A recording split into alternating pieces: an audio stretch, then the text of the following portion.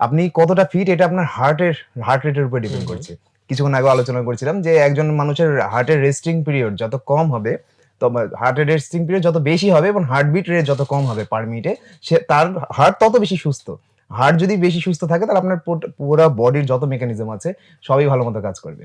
এখন আমরা ওই যে সচরাচর এমন লাইফটাকে এমনভাবে করে ফেলেছি যে আমরা যেই সব কাজগুলো করলে হাঁপিয়ে যাই সেই সব কাজগুলোকে এভয়েড করি।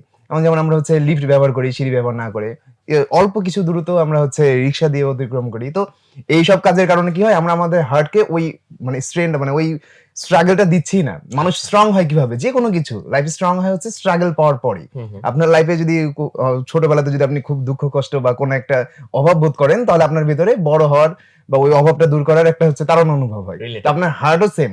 আপনার হার্টকে যখন আপনি হচ্ছে একটু কষ্ট দিবেন, কষ্ট মানে কি যে হেলদি পেইন, হচ্ছে আপনি এমন একটা কাজ করছেন যে আপনার হার্টকে কাজ বেশি করা লাগছে। তখন আপনার হার্ট কি করবে? পরবর্তীবার যেন ওই কাজটা সহজভাবে করতে পারে তার কারণে হার্ট আরো স্ট্রং হয়ে যাবে।